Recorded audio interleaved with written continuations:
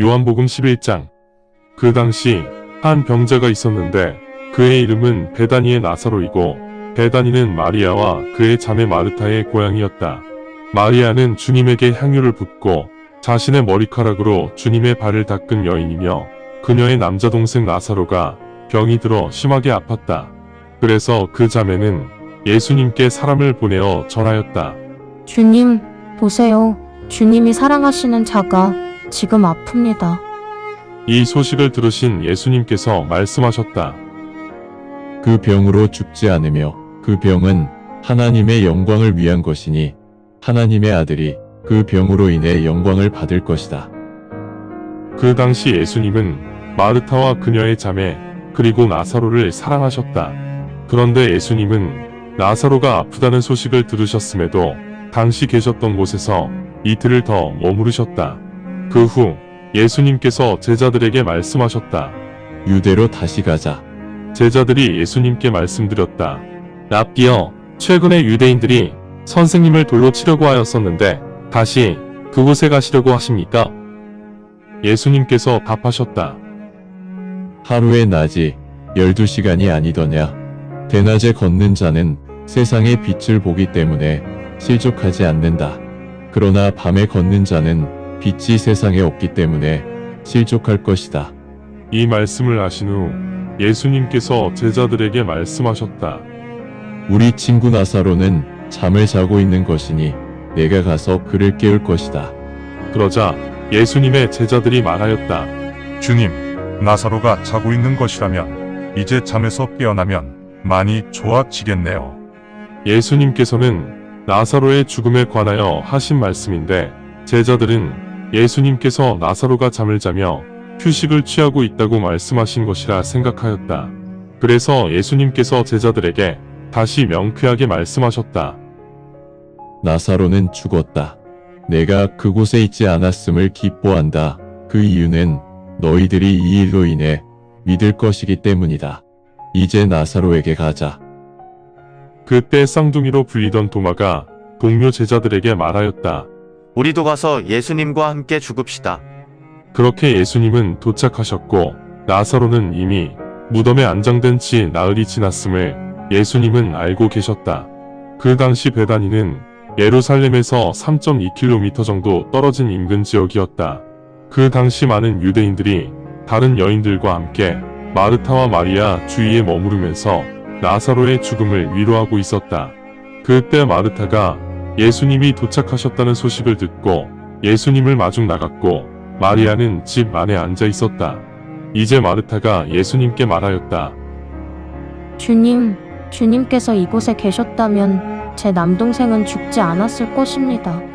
하지만 지금이라도 주님께서 하나님께 간구하시면 하나님께서 주님의 간구를 들어주실 줄로 믿습니다. 예수님께서 마르타에게 말씀하셨다. 내 남동생은 다시 일어날 것이다. 마르타가 예수님께 말하였다. 제 동생이 마지막 때에 부활하여 다시 일어난다는 것을 저도 알고 있습니다. 예수님께서 마르타에게 말씀하셨다. 내가 부활이요 생명이다. 나를 믿는 자는 죽어도 살 것이다. 그리고 살아서 나를 믿는 자는 결코 죽지 않을 것이다. 내가 이것을 믿느냐? 마르타가 예수님에게 말하였다. 네, 주님.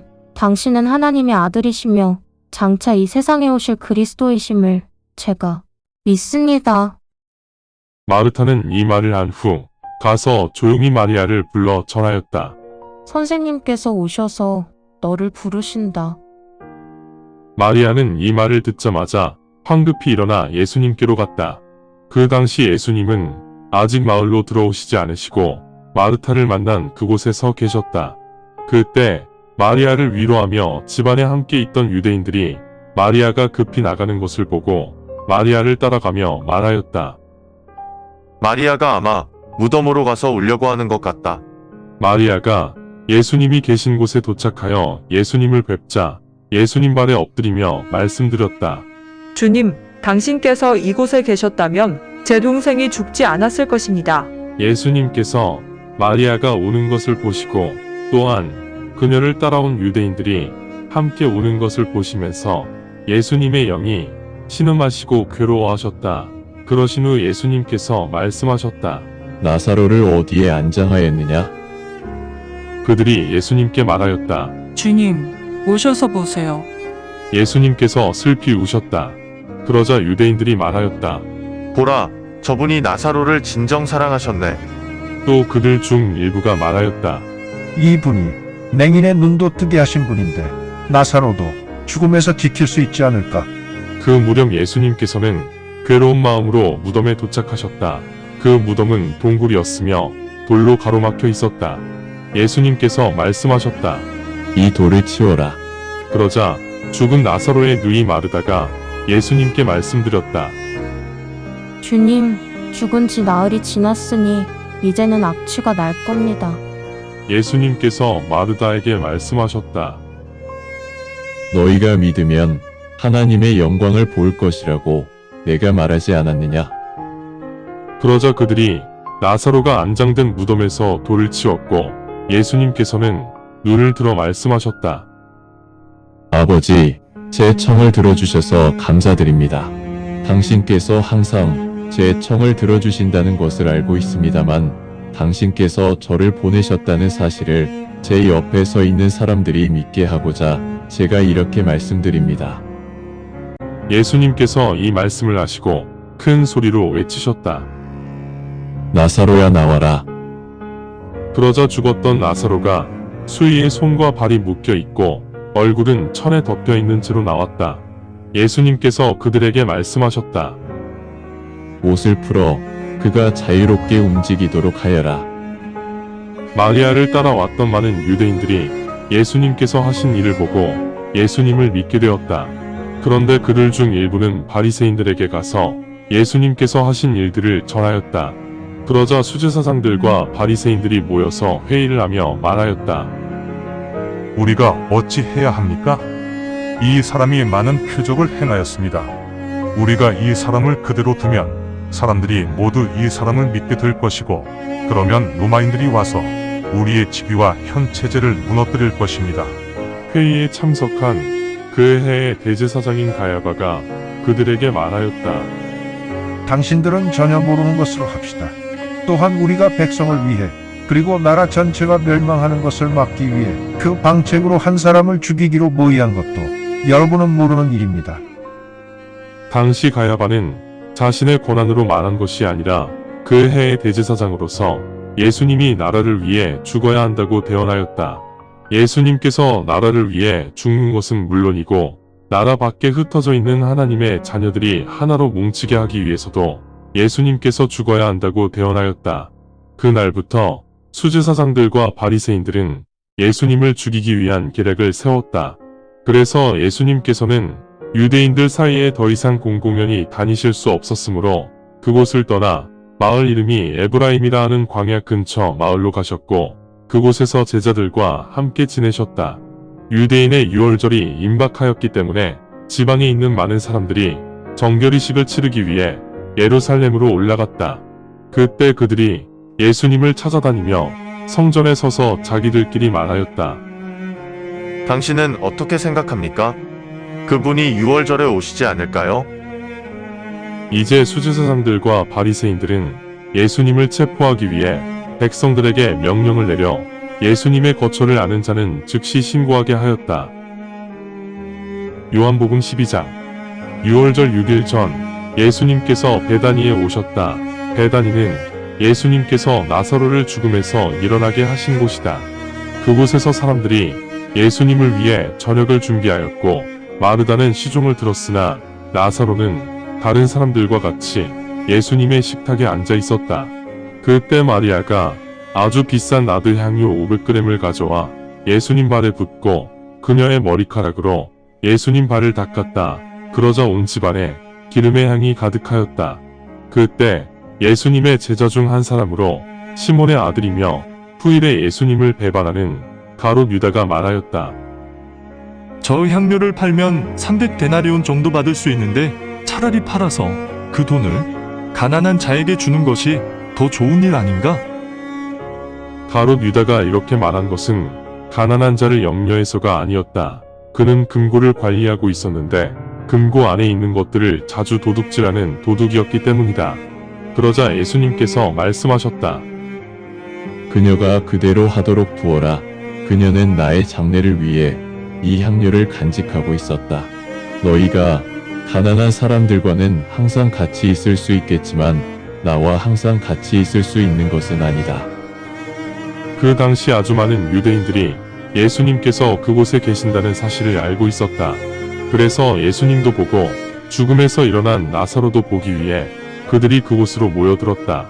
그러자 수제사장들은 나사로도 죽이기 위해 계략을 세웠다. 왜냐하면 나사로로 인해 많은 유대인들이 개종하여 예수님을 믿었기 때문이다. 그 다음날 명절을 보내기 위해 예루살렘으로 왔던 많은 사람들이 예수님께서 예루살렘으로 오시는 중이라는 소식을 듣고 예수님을 만나기 위해 종려나무 가지를 들고 길에 나와서 외쳤다. 호산나!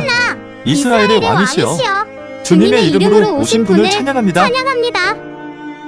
그 무렵 예수님께서는 어린 나귀를 발견하시고 성경 기록대로 그 나귀 위에 앉으셨다. 두려워 마라. 시온의 딸들아, 보라, 너희들의 왕께서 어린 나귀에 앉으셔서 오신다. 예수님의 제자들이 처음에는 이 성경 기록을 깨닫지 못하였으나 사람들이 예수님께 찬송을 드리자 그때에서야 이 성경 기록이 예수님에 대한 기록임을 기억하게 되었으며 또한 사람들이 예수님께 그 기록대로 행하였다는 것을 알게 되었다.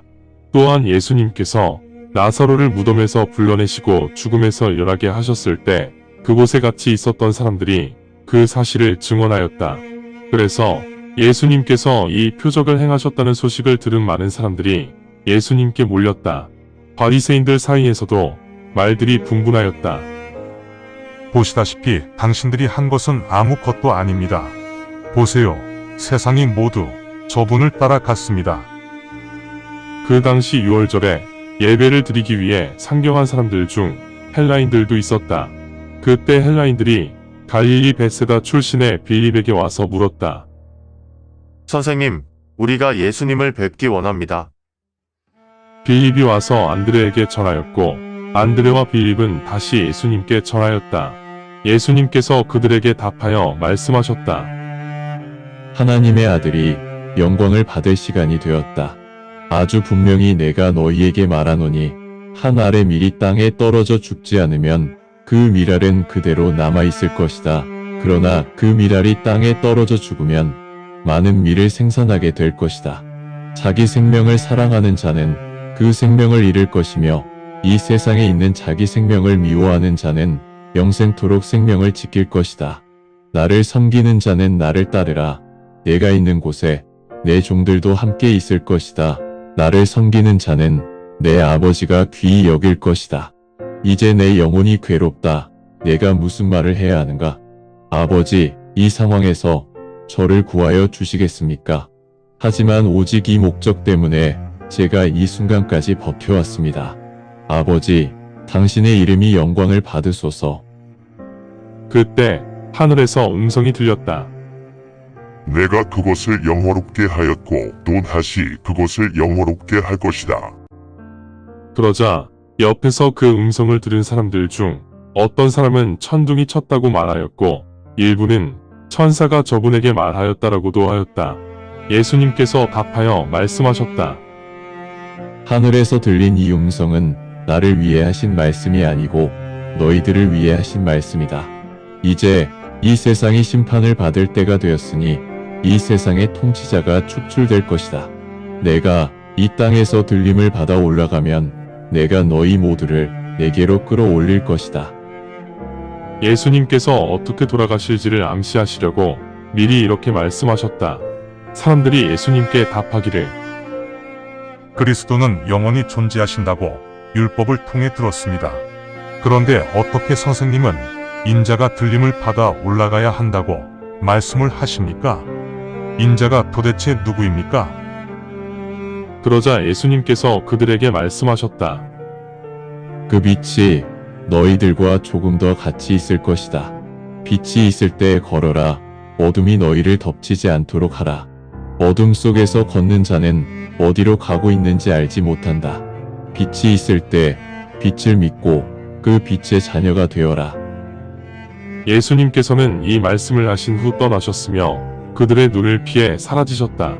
예수님께서 그들 앞에서 수많은 표적을 행하셨음에도 그들은 예수님을 믿지 않았으므로 대언자 이사야의 대언이 그대로 실현되었다. 대언자 이사야가 말하기를 주님, 우리가 전한 것을 누가 믿었으며 주님의 팔은 누구에게 나타나셨습니까? 그래도 그들은 믿지 않았다. 왜냐하면 이사야가 다시 하나님께서 그들의 눈을 가리셨고 그들의 마음을 강팩하게 하셔서 그들은 눈으로 보지 못하고 마음으로 깨닫지 못하여 회개하지 않을 것이니 내가 그들을 고치지 못할 것이다. 라고 대언하였기 때문이다. 이사야가 그분의 영광을 보고 그분에 대해 이렇게 대언하였던 것이다.